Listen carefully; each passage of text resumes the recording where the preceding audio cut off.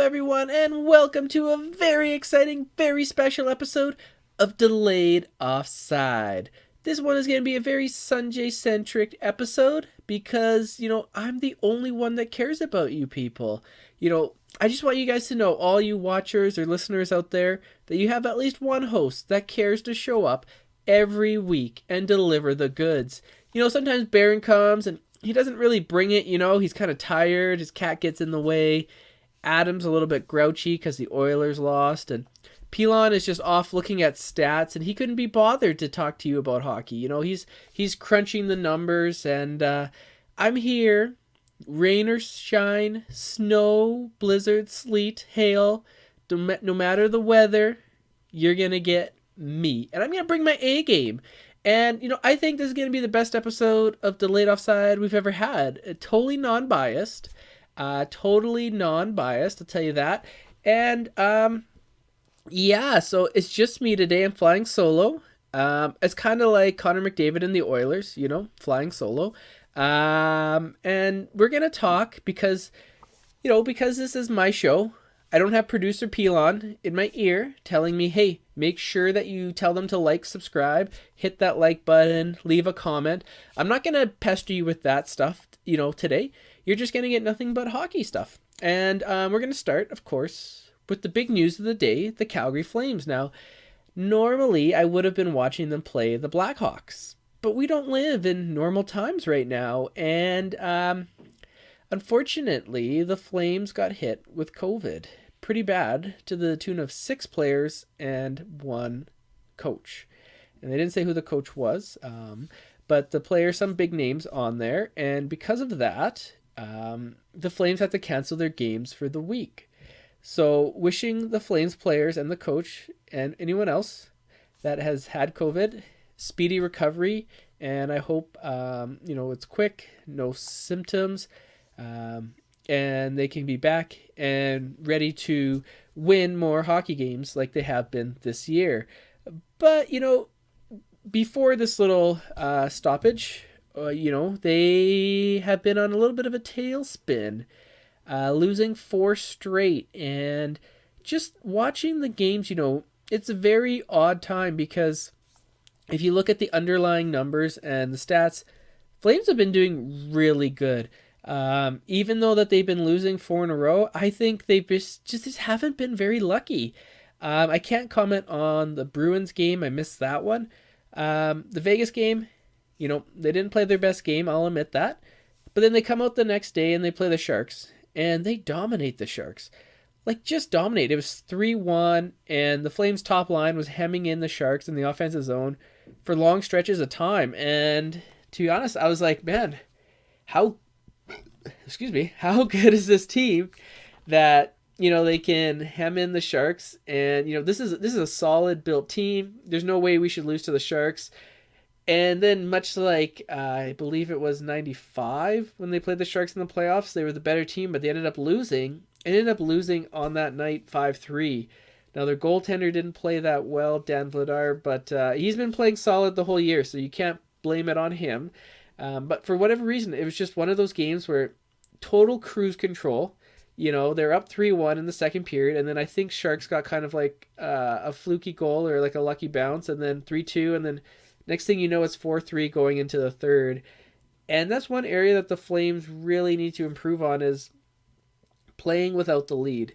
Flames get the first goal, it's just like downhill skiing, or it's just like an avalanche, a little snowball picking up steam and turning into like a giant snowball at the bottom of the hill.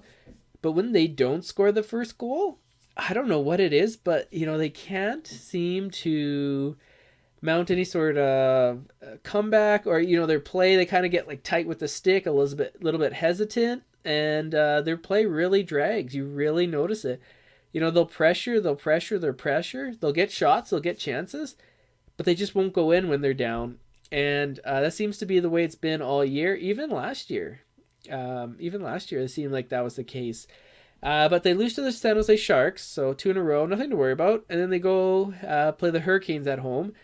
And man, they did not have any puck luck that game. I think it was tied 1-1, and about 2 or 3 chances, the Flames shot the puck or had an open net and missed, or the Hurricanes would stop the puck like right at the goal line. And I've never seen anything like that before. It was 3 or 4 quality chances and they just couldn't bury. And they ended up losing in overtime. 3-on-3 overtime isn't really hockey, in my opinion. It's exciting. It's fun. I like to watch it. But I would never want to see it in the playoffs. Never. And you lose 3-on-3, who cares, right? Like, okay, you lost 3-on-3. It's not going to affect you come playoff time. If the Flames played the Hurricanes in the playoffs, I would love that because that means it's a Stanley Cup final. But, I would feel pretty confident in that matchup. I don't think it would be an easy matchup by any stretch, but I wouldn't be like, we have no chance. I think it would be a very solid series. And, you lose in overtime. There's never going to be 3-on-3 in overtime in the playoffs. So, tough break there. And then, as I said, they lost to Boston. So, a little bit unlucky, a little bit of pressuring, a little bit of hesitancy when they don't have the lead. They don't play up into what they're capable of. Like when the Flames get the lead, it seems like everyone just kind of relaxes. The fans included, the players, the coaches. It just seems like, okay, we can go out, play our game, and we got this. But when they don't have the lead, sticks get tight. Their shots aren't on. They overpass, or the power play isn't very good. So interesting to see what will happen after they come out of this hiatus. And are they still going to be, the team that currently right now they're second in the Pacific, but they played 2 less games than the Ducks, and they're only 1 point back. So definitely well within striking distance. So it'll be interesting to see how they come back from this, and I hope they come back strong. A team that has come back strong after their coach was let go, Vancouver Canucks. So they bring in Bruce Boudreau, and all of a sudden the team has done a 180. Now they've won 4 in a row, and they've beat some pretty good teams doing it. So, hats off to them. It seems like, maybe, teams get like that little bit of a bump every time there's a new coach. So will this one last? I honestly didn't think Travis Green was a bad coach, to be honest with you. I thought he was a pretty decent coach. I thought Vancouver was just underperforming, but Bruce Boudreau, everywhere he's gone, he's been able to get teams into the playoffs.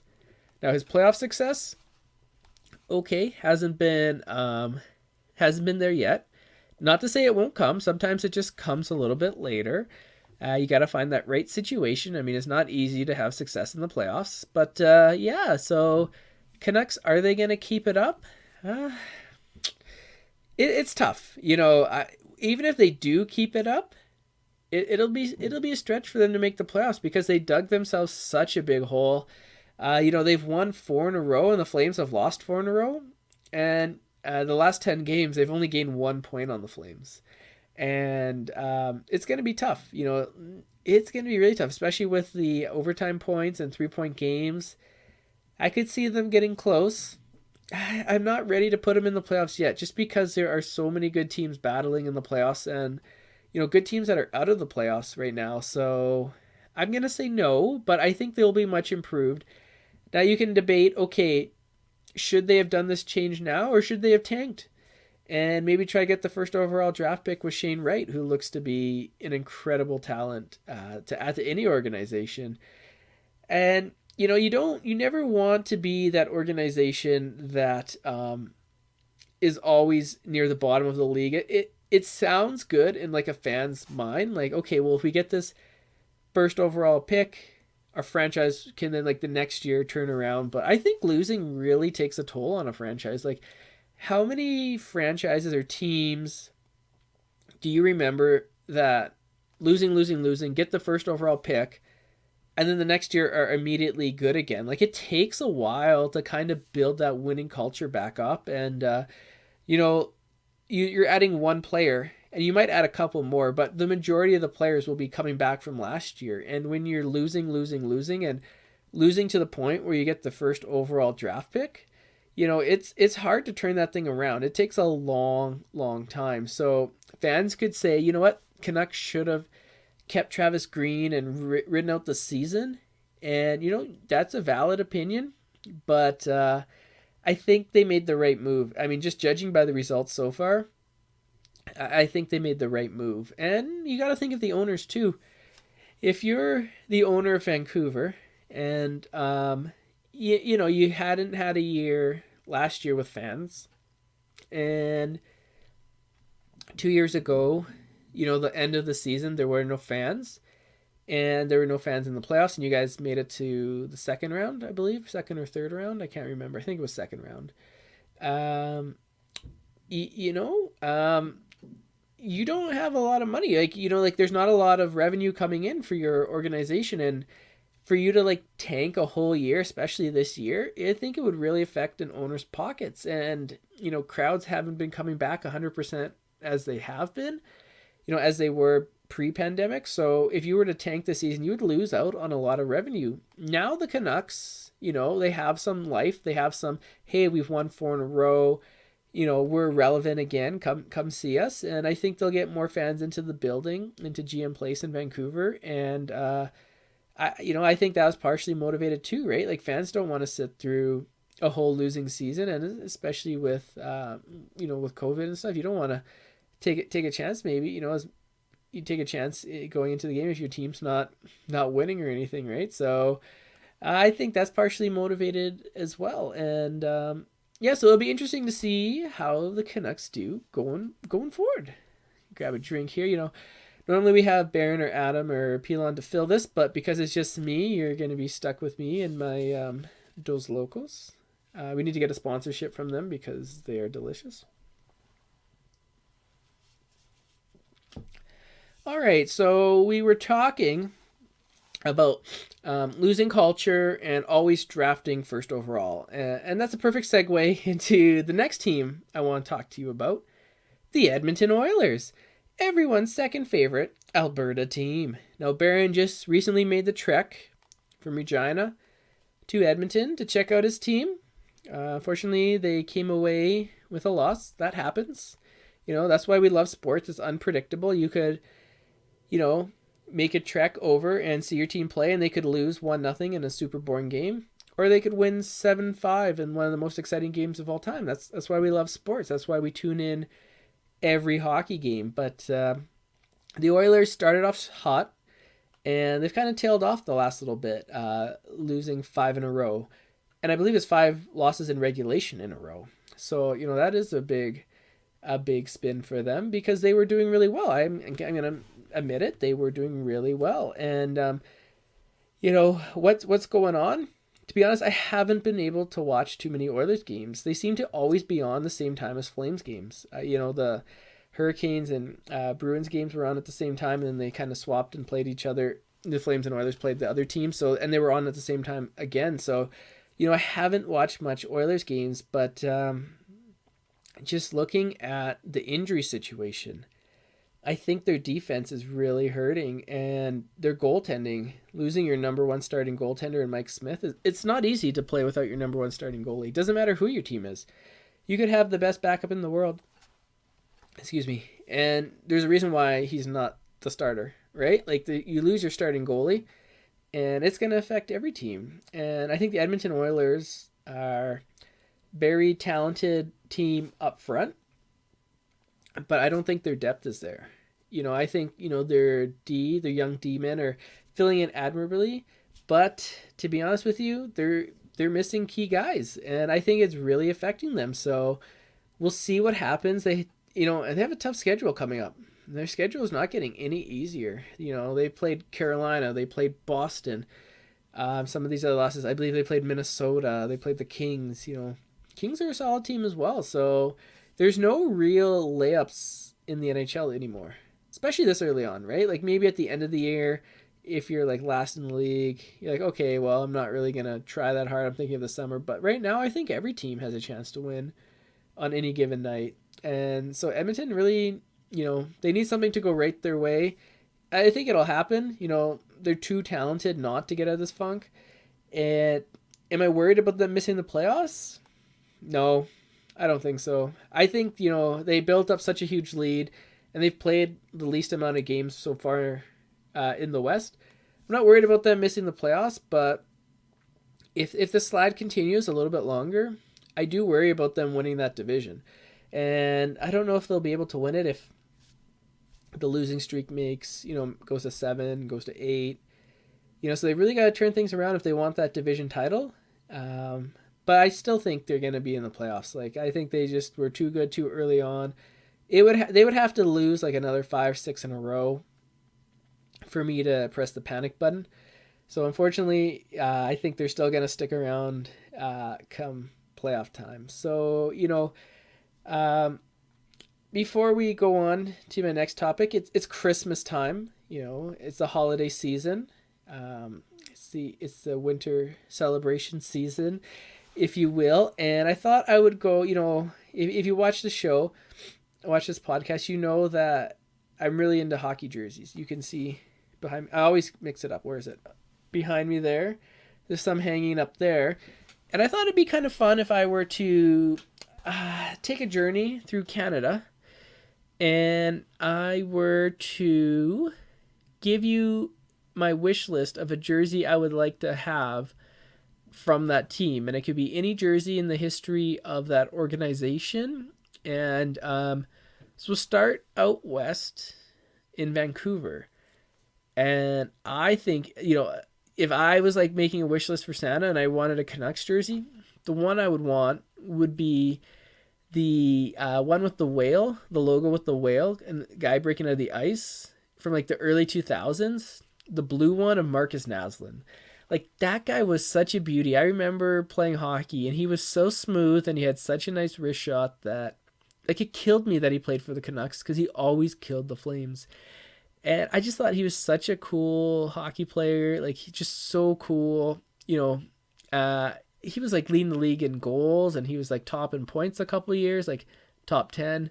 Just such a tremendous player. And no one really talks about him anymore. I mean, he didn't have the playoff success, but I don't think that's his fault. I think he did as much as he could. And I think he's still top 5 Canuck of all time. Like, the Sedins, yeah. And if we're excluding goalies, Burry, yeah. Linden, yeah. But then Naslund, I think, is right up there. I think he's ahead of McGinley. I think he's ahead of Ronning. I think he's ahead of Burrows. I think he's ahead of Kessler. Any other Canuck besides those 4? I think now he's ahead of Bertuzzi for sure. He's ahead of Morrison. So, yeah, I think Naslund one would be sick. And then we go out a little bit east. And we're going to go north and we're going to go to Edmonton. And you're going to say, well, Sunjay, diehard Flames fan, what Oilers jersey would you want? And if I was asking Santa for an Oilers jersey, people would say, would you get Gretzky? Yeah, I'd probably get Gretzky and the Kings. Or the Rangers. Or on Team Canada. Like, get like a 98 Nagano Gretzky. Oh, that would be nice. Messier, no. I don't think I could do it. Curry, yeah, I could wear Curry. Grant Fuhr, yeah, absolutely. Grant Fuhr, Calgary Flames legend. Get him in a Flames jersey, absolutely. Oilers jersey, probably pass on that. But the one Oilers jersey I would really want, and he's like, oh, maybe get a new one, McDavid, Draisaitl, and I'm like, no, can't get it. I could not wear it. Nope. The one Oilers jersey that I would be like, yeah, that one is sick, would be the gear jersey, the third jersey designed by Todd McFarlane with Ryan Smith on the back. Now, that guy was a beauty. Representing Team Canada, whenever he was asked, he never turned him down. He was always there, always a pest on the ice. And I always watched him, and I said, like, watching Marcus Naslund, I was never as skilled as Marcus Naslund. I could try out in my back rink and skate and lift weights and shoot 1,000 pucks, and my shot would never look like Marcus Naslund's. But I could stand in front of the net like Ryan Smith. I could tip pucks in. I could take that abuse, cross checks in the back. Sure. When I was younger. So he was kind of a player that I was like, yeah, I could kind of play like that guy. Like, yeah, that would be cool. So kind of pestering the goalie a bit. And I loved Ryan Smith. I don't care. I don't care that he played for the Oilers. I loved Ryan Smith. He's probably my favorite Oiler of all time, above Gretzky, above McDavid, above Messier. Ryan Smith, just a beauty, just a beauty. And I need a drink from all that Oilers love that I was given, because that's too much.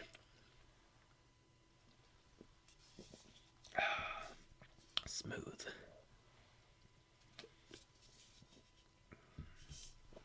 All right. So now we're going to drive down the QE2 highway down to Calgary, and you're going to say, which Flames jersey would you get? And, I have a ton of Flames jerseys. I have the 89 Cup jersey. I have 04. I have the Reebok one, the reverse retro. I have a couple All-Star Flames jerseys. But the one that I'm missing, I can't believe I don't own this, and it's the Blasty jersey. The original Blasty. Now, I remember when Blasty came out, everyone on my hockey team hated it. And the Flames were kind of like a joke at the time, to be honest with you. Like, no one was a Flames fan in Calgary. You go to school, and you wore a Flames jersey, people would make fun of you. You go to school, and it would be an Avalanche jersey, a Red Wings jersey, Flyers, and Stars. Those were, and maybe Maple Leafs. Those were like the big five. And no one really was a Flames fan because they were so bad for so long and so like mediocre that there was really nothing to cheer about. So I never did get the Blasty jersey. I was like, well, I prefer the C, and I was young, and I should have got it. And I regret it. Like, looking back now, I'm like, why didn't I get it? Just a mistake.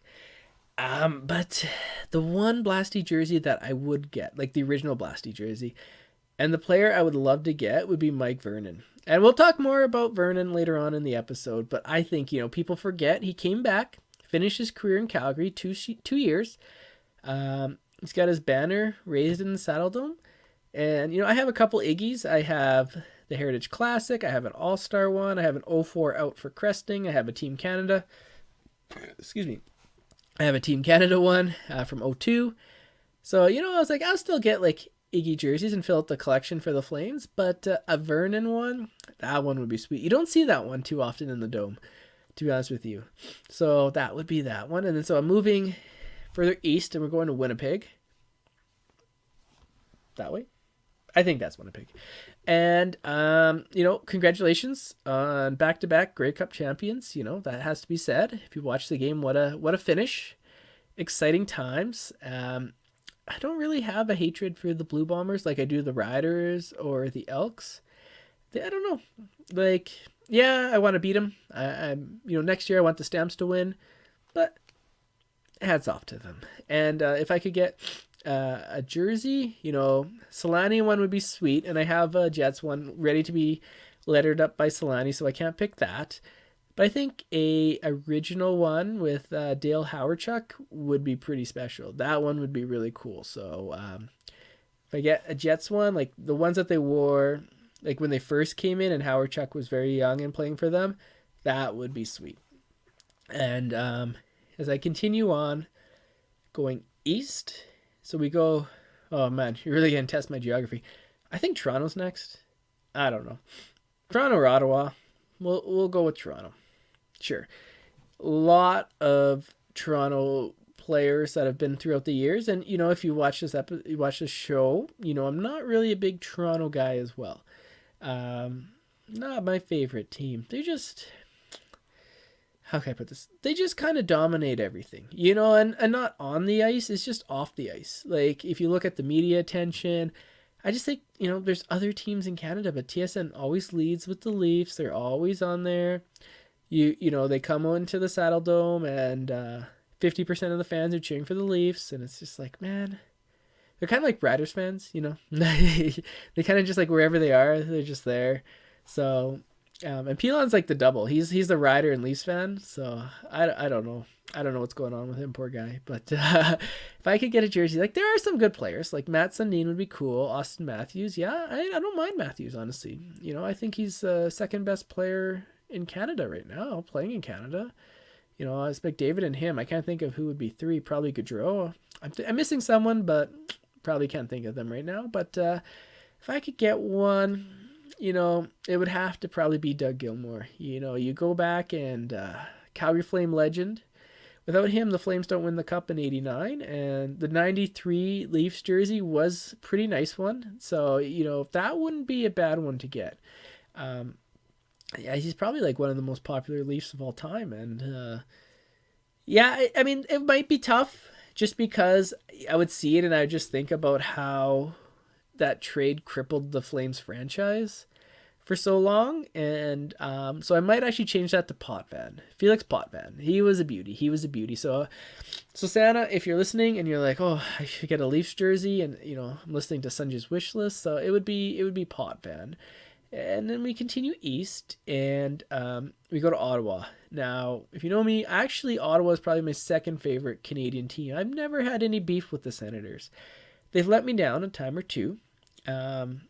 Practically every year that they played the Leafs in the playoffs, everyone in school would be rocking a Leafs jersey. I'd rock a Sens jersey, and they would lose, and I would get beaked by all my friends and everyone at school because they were all Leafs fans, and then it was tough. I just wanted them to win once, because I would have rubbed it in so much. I would have been such a dick about it. I'm not going to lie, because I had taken so much abuse from all the Leafs fans that I probably would have been, not very, I probably not would have, they probably wouldn't want to be around me. I would have been rubbing it in pretty good. So I have a couple Senators jerseys. I have Alfredson with the Sens, and then I have the red one with like the guy's face with like the kind of the striping that's not like straight across. It's like the weird diagonal striping. And the one jersey I think would be super cool would be Dominic Hasek with the black Sens with the gold like lettering and the gold at the bottom with the striping. I think that's a mint jersey. That is such a nice jersey. They really need to go back to those. They went back to their original jerseys. Everyone was all up, all excited, up in arms on it, like super happy. I didn't like that. I think they're fine, but I think those black ones far superior with the gold. Oh, way better than their first jersey. When they changed from that, the team got way better. Like when they were in their first jerseys, the team was awful, right? And when they switched, they got so much better. So like I have an Alfredson. I would love a Hasek.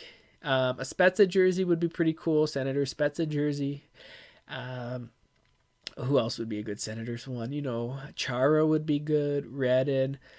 Ray Emery, rest in peace. That would be a sick jersey. Patrick Lalime. Yeah, I'd get a Lalime jersey. Sure. I thought he was pretty good for the Senators. And so that brings us to the end. Well, not the end, but the I guess the end. Yeah, the Eastern Canada. So we're going a little bit further east, and we're going to Montreal. And so I have a Patrick Waugh jersey with the 93 Cup patch. Beautiful, beautiful jersey. It's one of the best jerseys in my collection. It's hard to top that. But what other, Montreal jersey would I get? And, Carey Price one. Yeah, that would be good. Vincent Damphousse, underrated. But the one I would get, no doubt, Saku Koivu. What a captain. Underrated in Montreal history because he never won the Stanley Cup there. But what a captain. What a player. I always love Saku Koivu. And such an inspirational player, an inspirational person. I would definitely get like the 2000s jersey. I mean, their jersey hasn't really changed much. Pretty much ever. And why would you? It's perfect. Right? Like if they changed it, people would be up in arms. It's like the Yankees pinstripes or the Red Sox jersey. You just don't mess with perfection. And the Habs jersey is beautiful. You don't mess with it. It's so iconic. It's just beautiful. And so I would throw Koivu on the back with the Captain C. Oh, that would be good. So, that's my wish list, Santa. If you're listening, let me know in the comments below which jerseys you would get for each Canadian team. And it could be any jersey in the history. Could be more modern. I went with a little bit more retro for everyone. But if you have like some modern players that you would love to throw on the back, let me know which 7 you would get for the 7 Canadian teams. And, got another drink, getting a little bit thirsty here. All right, so going to the end here. It's a quick episode because it's just me. I'm going to hit you with a couple controversial hockey opinions. Now, those are kind of like hot topics, or, you see hot videos on YouTube. People always saying like my controversial horror movie opinion or my controversial opinion on this. And these, you'll let me know in the comments if they're lukewarm or hot or scolding hot controversial opinions. And the first one, okay, this one people may say, what? When you hear it, but hear me out. It has to do with this team, 98 Nagano Olympics, and the team finished 4th. And you know what? I'm going to say it was the fact that the team was unlucky. Otherwise, they would have been known as the greatest team of all time if they were a little bit luckier. Now, let me explain what I mean by luckier. First off, hats off to the Czech Republic, who won the gold medal that year. Dominik Hasek was incredible. I mentioned I want a Hasek Sens jersey. I don't have one. Jaromír Jágr, incredible. If you look in the background, there's 3 Jágr jerseys. You can see a Flames, a Rangers, and a Olympics Czech Republic Jágr jersey. So no shade to the Czech Republic. Very worthy gold medalists that year. Excellent team. Excellent team. But, and here's where the unlucky part kicks in. Before the season, Canada's best player, number 66, Mario Lemieux, retires. The previous 2 years, he won the Art Ross Trophy, and it wasn't particularly close.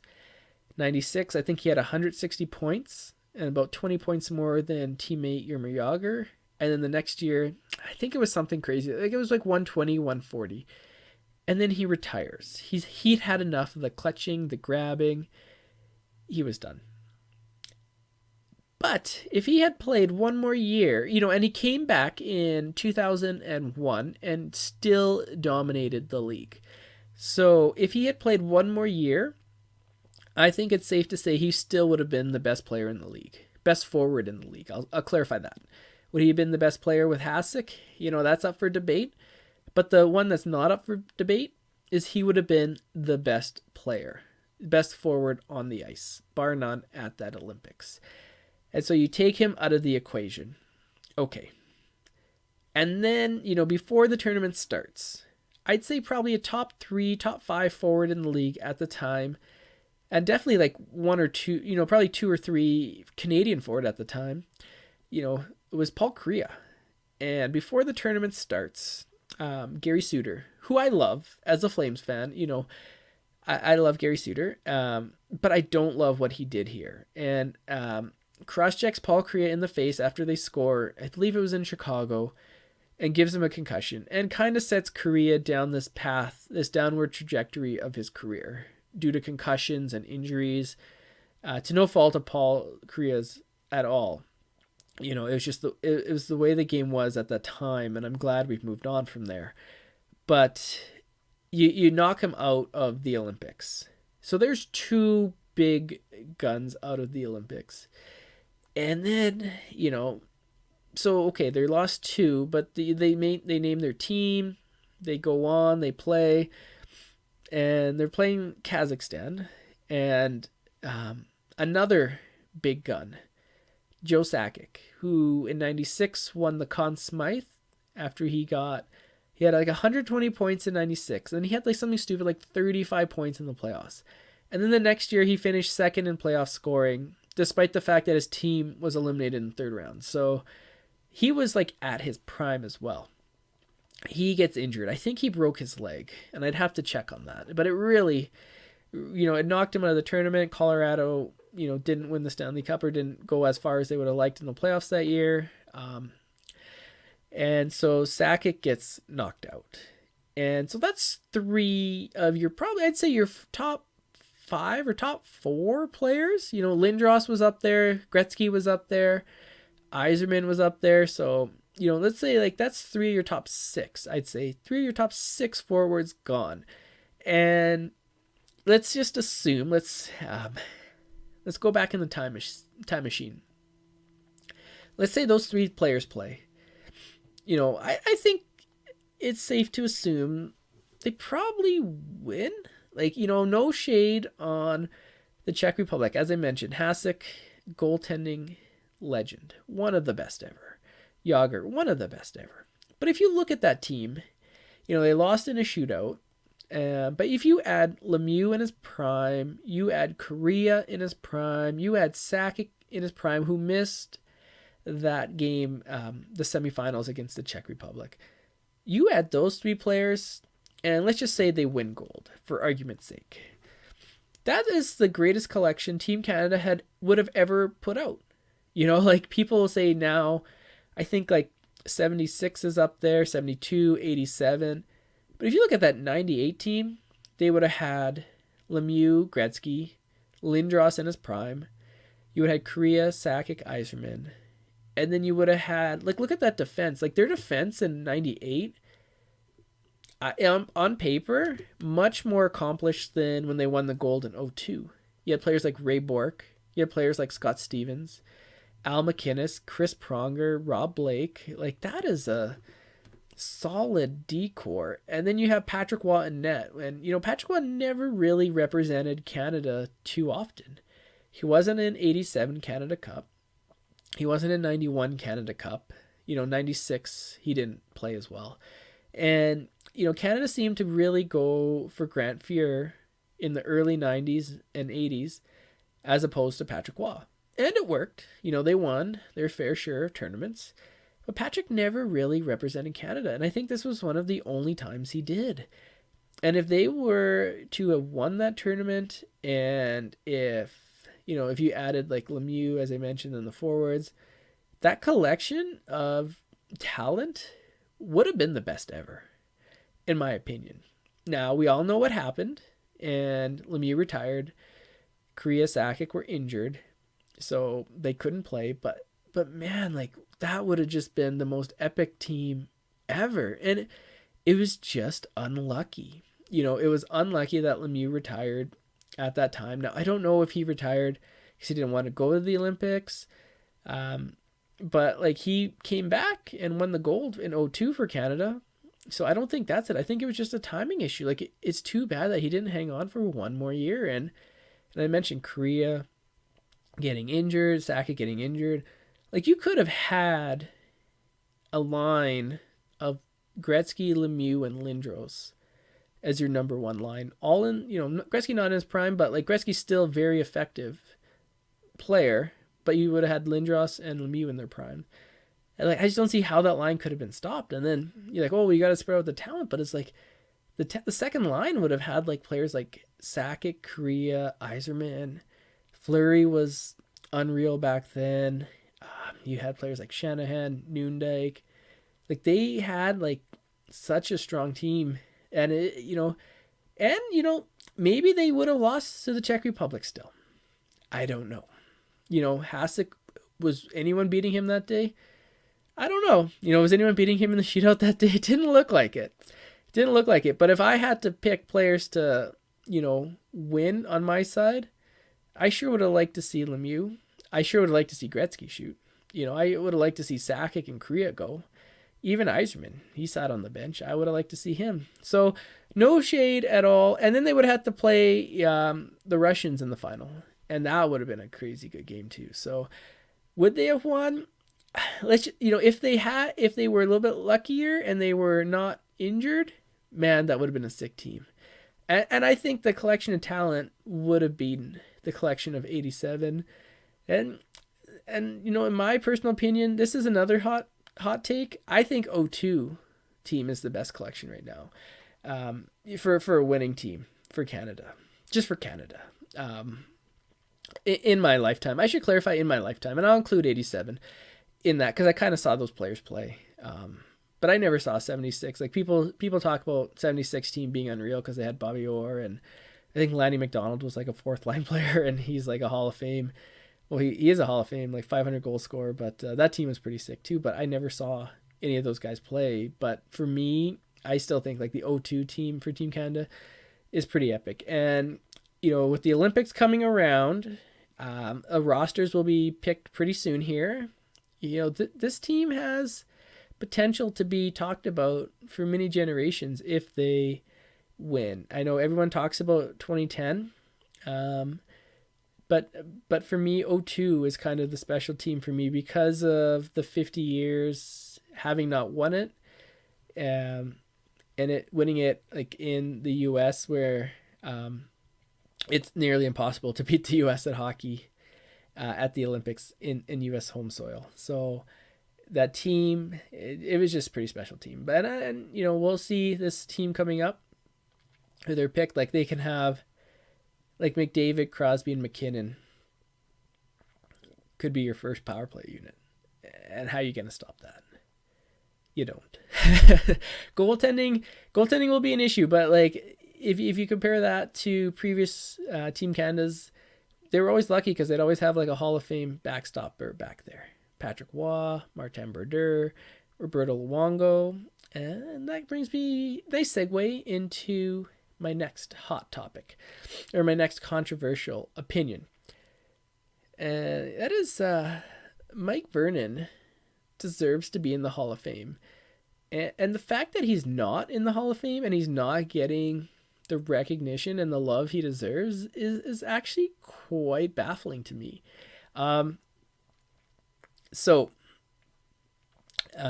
if you were a player, it seems like players are forwards and defensemen are a lot easier, a lot more accepted in the Hall of Fame than goalies. It's like, to be a Hall of Fame goalie, you got to be one of the 3 best of all time, or you don't get it seems. And so picking up the stats of Mike Vernon, he won 2 Stanley Cups, and he won a Conn Smythe Trophy, and he won a Jennings Trophy with Detroit.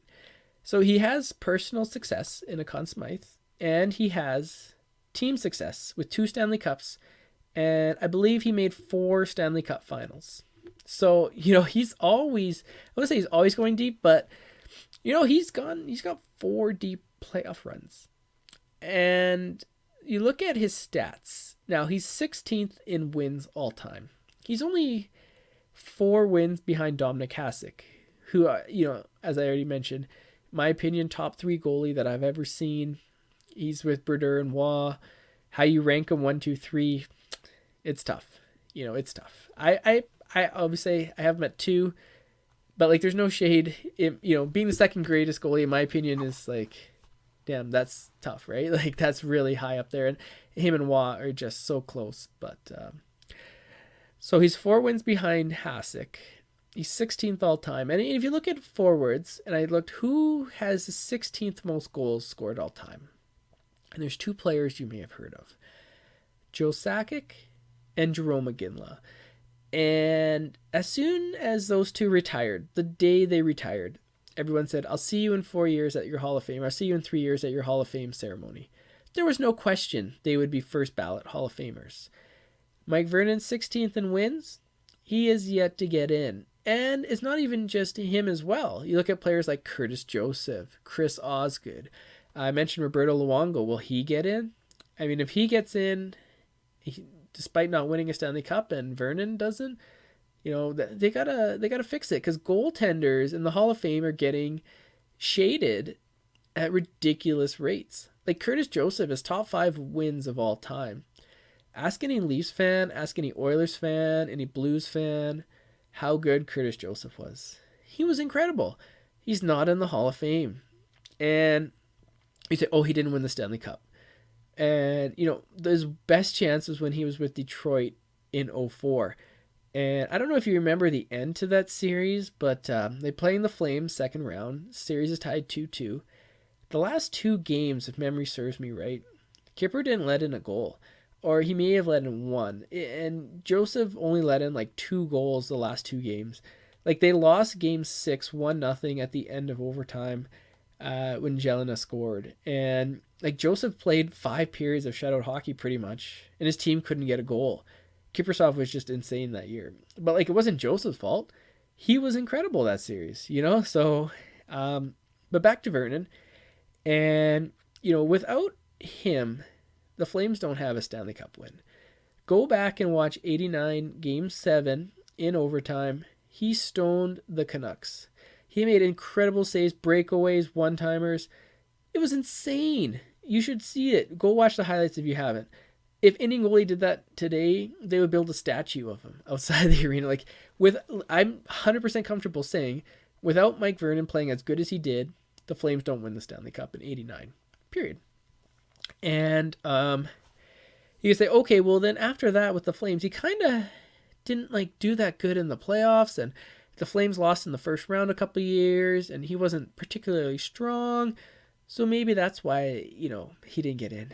And I say, if you look at who else was on that team, they're in. Joe Nundyk, first ballot, no problem. Al McInnes was on that team, first ballot, no problem, no question.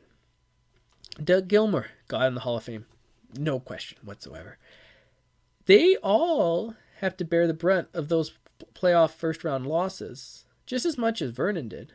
They lost as well. It wasn't just Vernon that lost. And that's 3 Hall of Famers on that team that couldn't, get over the hump and win another playoff round for the Flames. And he leaves Calgary and goes to Detroit. He takes them, the Wings, to the Cup final. They lose to the Devils. And then he takes them to the Cup final again a couple years later, and they win, and he's named Conn Smythe Trophy winner. You win a Conn Smythe, you win 2 Stanley Cups, one with Calgary, one with Detroit. And, and remember at the time, Detroit had like a 50-year drought in between winning Stanley Cups. So, in Detroit, he should be like a lot more, I don't know if he's loved or not in Detroit, but like winning the Conn Smythe, breaking that 50-year drought. Yeah, I think he deserves some love there. I think he probably gets love there. I've never been to Detroit, but I imagine he gets love there. And he's got his jersey retired for a Canadian franchise in the Flames. If you go look at the Saddle Dome, his banner's hanging up between 2 Hall of Famers, Lanny McDonald and Jarome Iginla. So the fact that Mike Vernon is not in it, I mean, and you look at his numbers and you're like, okay, his goals against and his save percentage are low, but he played in an era with like the highest scoring era of all time. And you look at how small he was, his equipment, and like how much of the net players could shoot at. I'm surprised it's not higher. Like, his numbers are what they are. You can't compare eras. But yeah, it's ludicrous that he's not in there. So, Hockey Hall of Fame, not only him, but as I mentioned, Joseph, Chris Osgood. Chris Osgood won a couple Stanley Cups. He made the playoffs every year. He went to the Islanders. He still made the playoffs with the Islanders. And the year that they won the Cup recently, I believe it was Osgood that won it instead of Hasek, right? Like, Hasek won it the one year with Detroit in 2002, and then when he came back, it was him and Osgood as a tandem. And like, Osgood was the one that kind of he kind of took the reins in the Cup final there, and he tried to get back-to-back Cups, but he ended up losing to Pittsburgh in the Cup final. So like, he made as well, he won a couple Stanley Cups and made a bunch of finals. And how's Chris Osgood not in there? So to me, I think the Hockey Hall of Fame needs to do a better job of recognizing goalies, and he needs to be in there. It's just insane that he's not. So those are my 2 controversial hot takes, hockey opinions. Let me know. Am I just a sore loser and I just can't let 98 go? Or, am I just a Flames homer, and does Vernon get, the idea of him in the Hall of Fame is laughable? Or are you like, you know what? Yeah, they were unlucky. And, history timeline, there's a alternate timeline where the 98 Team Canada is very loved and everyone loves them. And another alternate timeline where the Hockey Hall of Fame for some reason doesn't hate on goalies, and Vernon is in there. So, let me know the opinions. Like, comment, subscribe, leave your comments below. I got to get that in, but yeah, so join us next week. Hopefully, well, I'm not going to say hopefully. I have a sneaking suspicion we'll have more people back next week. You won't just see my beautiful face. You'll see Adam Barron and Pilon's beautiful faces as well. And yeah, we're going to get you through this hockey season. There'll be no Flames talk because I think they're out until at least Saturday. But we can talk some Oilers stuff, I guess, and some Leafs. I know. Leafs talk, Oilers talk. We'll talk about other teams too. Will Vancouver keep their hot streak up? What's going to happen? So yeah, thank you so much for tuning in. Let me know what you thought of this. Of the Sunjay delayed offside solo cast here. Hopefully you guys had a good time. Let me know in the comments what you liked, what you didn't like, and let me know about my hot takes and what other hockey jerseys you would wish for from Santa. And it doesn't have to be a Canadian team. You could ask for any other jerseys. Like throw out that I'm not just a Canadian homer. I'll say like a U.S. jersey, like the U.S. jersey I would love to get would be like a Miracle on Ice Craig jersey, former Atlanta Flames goalie. So I kind of claim him as a Calgary Flame, honoree.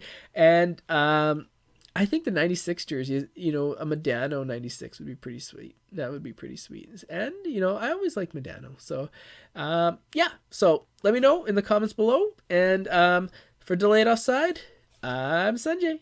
See you next